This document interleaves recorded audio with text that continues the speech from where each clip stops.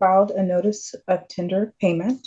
I'm challenging the jurisdiction. Actually, that's not That correct. The file indicates that you submitted an affidavit of poverty. on the order, it did not specify how to pay. It was Ma'am, your respectfully, obligation. Mr. Freehold, respectfully, please mute ma'am, Ms. I need to Ballard if finish she's going what to I continue to have to speak over me. say. You cannot make a Obviously, you ruling over disagree with something my that you order. don't know. I'm sorry, Ms. Ballard.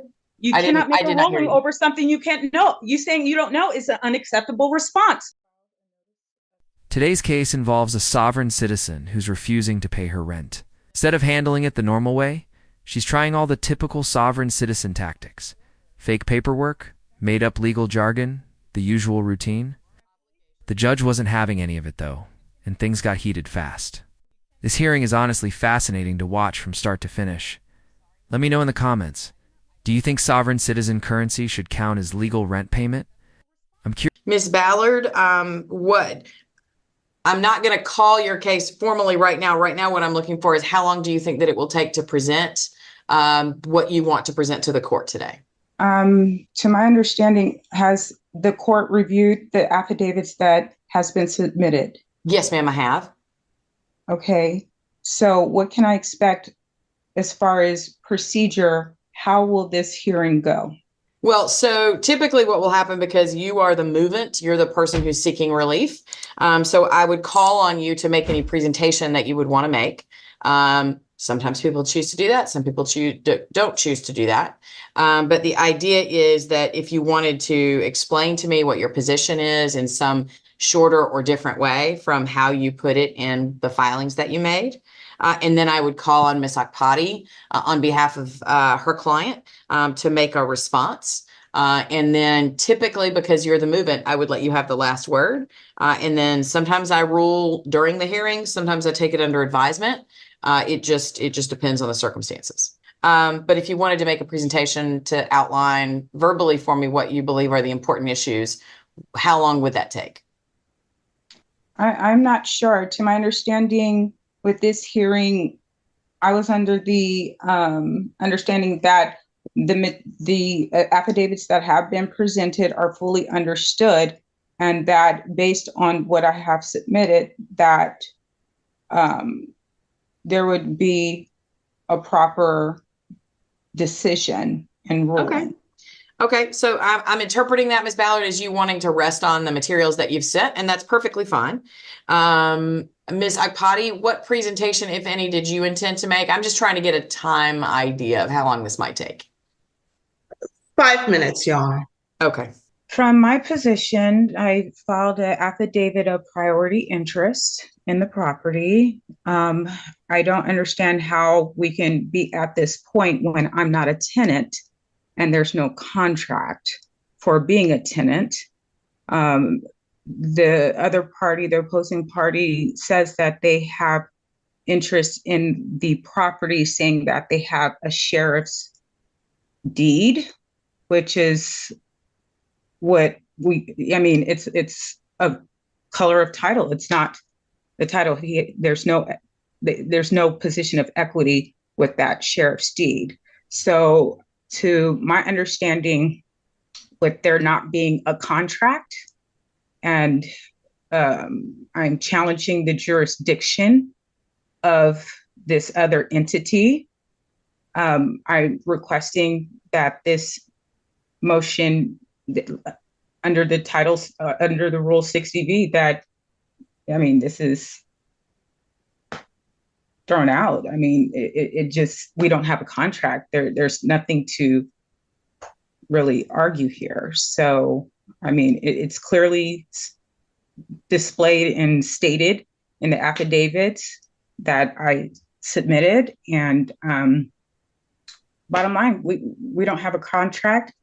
The other entity does not own this property. Curious to hear your thoughts on this bizarre situation. Now, let's get into it and see how it all plays out in court. Her argument seems to be this: because she claims to be a sovereign citizen. She believes she isn't bound by any contracts within the United States. It's almost like she found a post online about how to avoid paying bills and decided to run with it. These people act as though simply being born in the country is some kind of trap. But here's the reality. She's standing in a courtroom, built by the government, driving on roads maintained by the government, and drinking water regulated by the government? If I were the judge, I'd be tempted to sentence her to live somewhere truly free of rules. But obviously, that's not how the law works. It's hard to imagine how anyone thinks this strategy will succeed. But here we are. At one point, she claims she paid her rent with what she calls a money order. If it Okay. I have priority interests and equity in this property. Okay. Thank you, Ms. Ballard. As I said, I have had a chance to review the magistrate court file and the appeal materials that you filed in this case.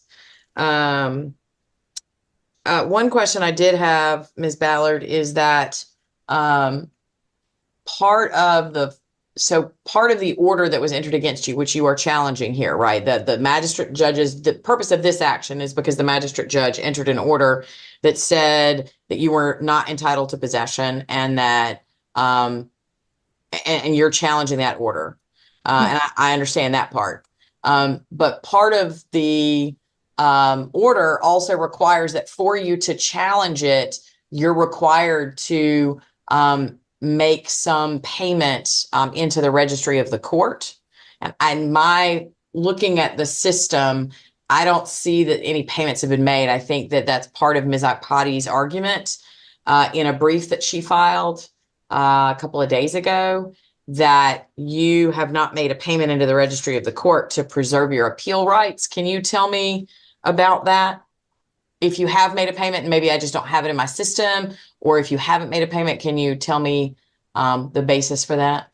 I have. They did not ask for rent. They didn't put in an affidavit to ask for rent. So, and there's no contract. But I have paid into the court of registry. The paperwork is there. Can you tell me how much you paid into the court registry?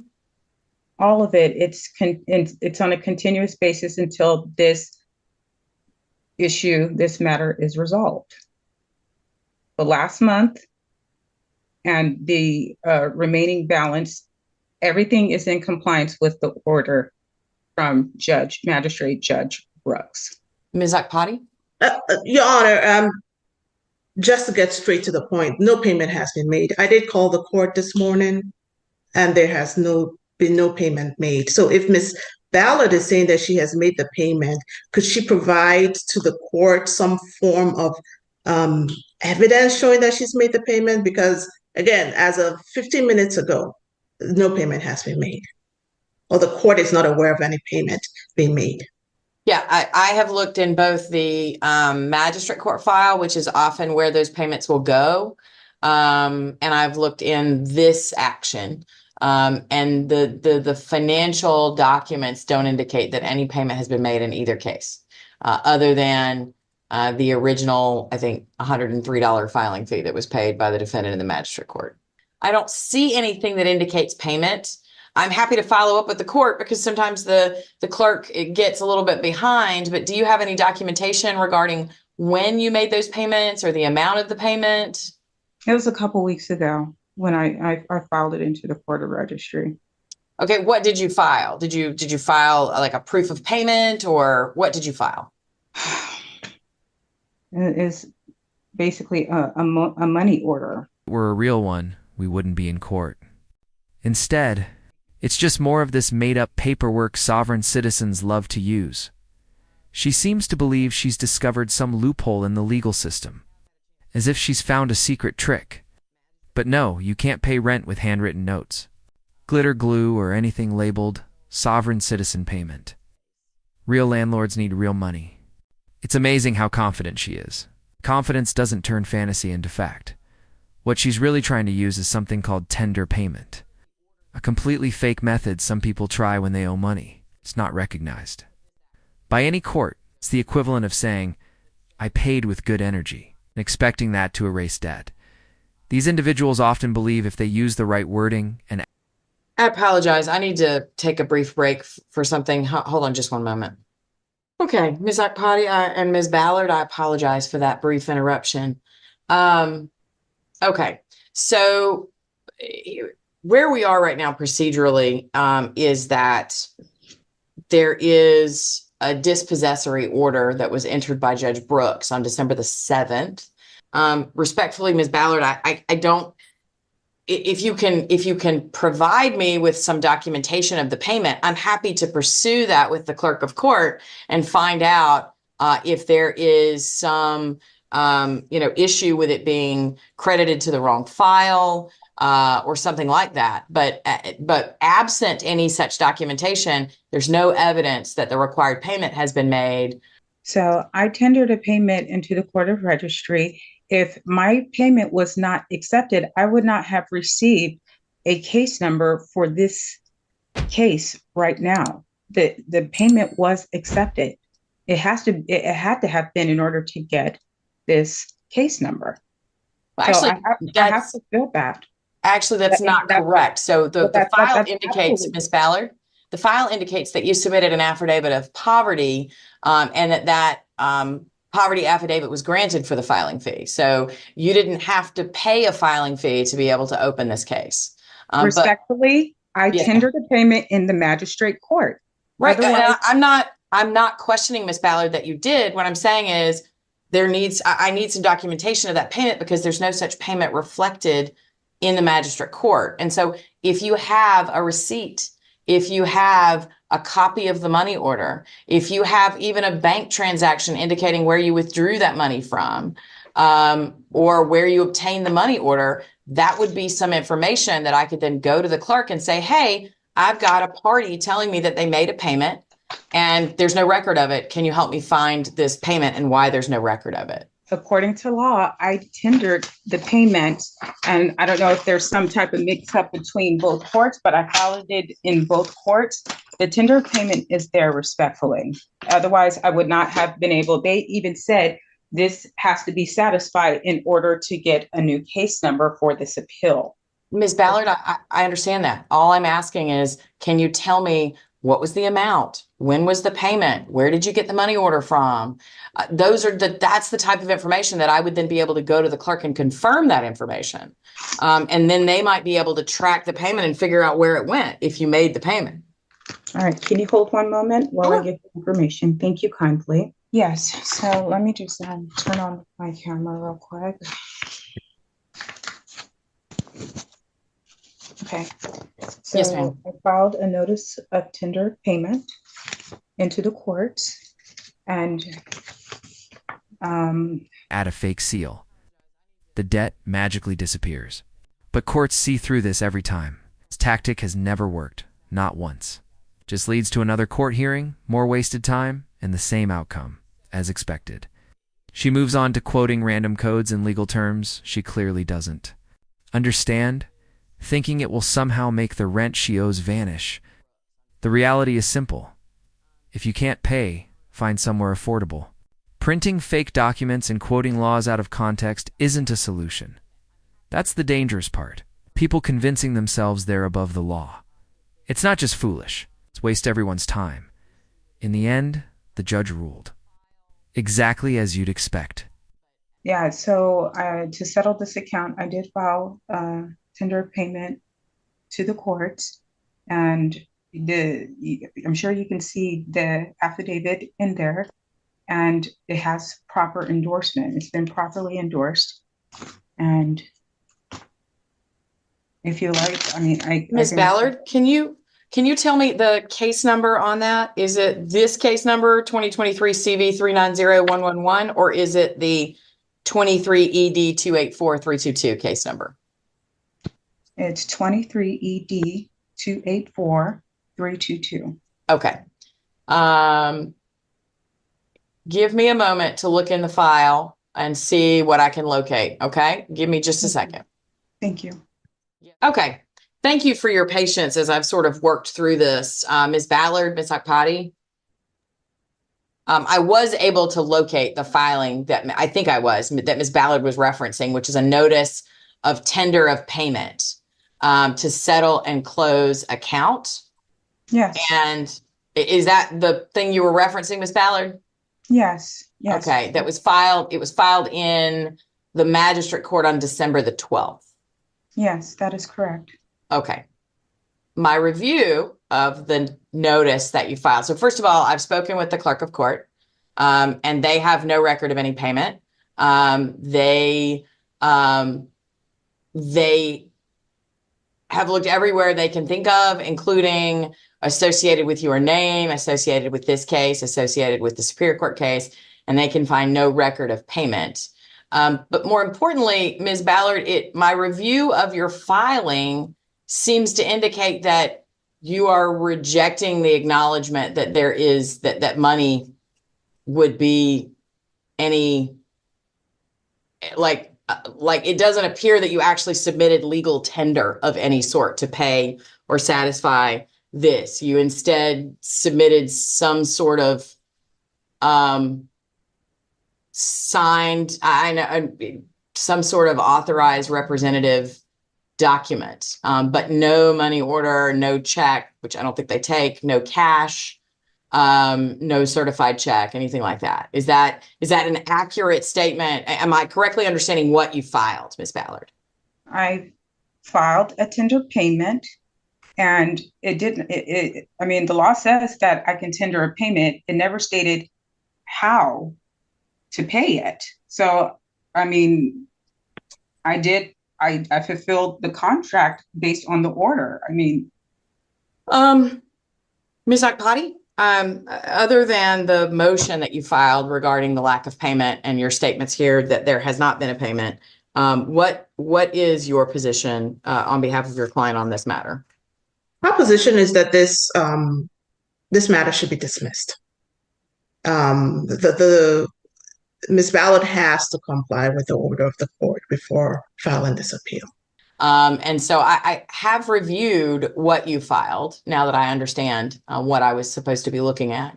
And, due respect, ma'am, but it is not filing a paper that says I hereby tender payment that is not actually accompanied by a payment recognizable in legal acceptable tender in the United States. Then you have not made a payment under any legal definition that I am aware of. And so as a result of that, what species? Excuse me, Ms. Ballard, I'm speaking, and in a moment, I'll let you respond. Fake payments aren't accepted, and if you owe money, you need real legal tender. That's how the system works. I have to say, this judge handled things really well. She stayed firm, didn't let the situation spiral, and shut it down without wasting time. Some judges allow these kinds of arguments to drag on far too long, but not this time. These cases might seem funny at first, but they waste court resources on issues that should be simple. If you owe money, you pay with real funds, not fictional. Notes and fake promises. So, I mean, on the order, it did not specify how to pay. What species of payment is on there to pay? It was not specific. I'm sorry, are you saying it wasn't specific in amount or it wasn't specific in method? In method, yes. Okay. I disagree. This is a standard order, and the vast majority of everyone I've ever dealt with that deals with these orders understands that when it says tenant must, in capital letters, make the following payments into the court registry by the time specified, everyone understands that I've typically dealt with that means money that is recognizable as legal tender in the United States, which would either be cash or a money order or a certified check. And in the absence of those things being paid, then the court wouldn't have any choice but to dismiss the appeal. And so I gave you a bill of exchange, which is the same thing. I'm sorry, ma'am? I gave you a bill of exchange, which is the same thing. No, ma'am, it's not. A bill of exchange is not recognized as legal tender in the United States, and therefore it would not satisfy the requirement that tenant must make the following payment into the court registry. Will you be so kind to confirm under what law? For that reason, I am dismissing case number. I mean, ma'am, I object. I object. I mean, it's there. Under what law does it say that it is not a legal payment, a legal tender? So In all honesty, Respectfully. I don't know the answer. I could do some research and find the answer, but Ms. Ballard, it's your obligation as the movant to provide the information that the court requires in order to understand your case, to accept your case.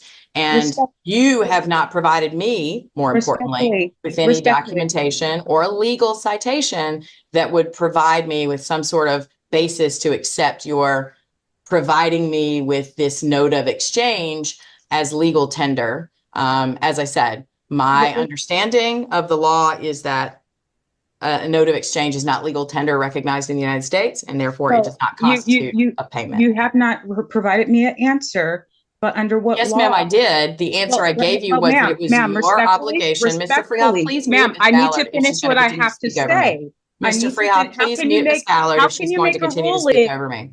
Thank you. Ms. Ballard, you've been muted because you continue to speak over me, which is disrespectful to the court. I'm not trying to be respectful. You're Ms. Ballard, interrupting me and not properly. you are giving me due continuing to process speak, and Ms. Ballard, stop. I understand that you do not like the outcome. I understand that you believe that that legal tender or notice of exchange that you gave me should count, but it does not. The answer to this question is that the order that was entered says that tenant must make the following payments into the court registry, and there were no payments made into the court registry, and the filing that you submitted does not constitute a payment of legal tender into the court registry and does not constitute compliance with the order that you make a payment into the court registry. And therefore, the case is going to be dismissed. Case number 2023 CV 390111 will be dismissed for lack of payment. Anything else that the parties need? Ms. Ballard, you may pursue whatever appellate rights you wish to pursue. You cannot make a ruling over something that you don't know. I'm sorry, Ms. Ballard. You cannot make a ruling over something you can't know. You saying you don't know is an unacceptable response. Respectfully. Ms. Ballard, as I said, my answer was, if you would like to direct me to case law that says that what you submitted is legal, Ms. Ballard. Promises. Let me know what you thought of this case in the comments. How do you think the judge handled it? Was she too strict, too lenient, or just right? If you enjoyed this video, don't forget to like, subscribe, and turn on notifications for more interesting courtroom content. Thanks so much for watching. I really appreciate your support. Take care, and I'll see you in the next one. Asterisk.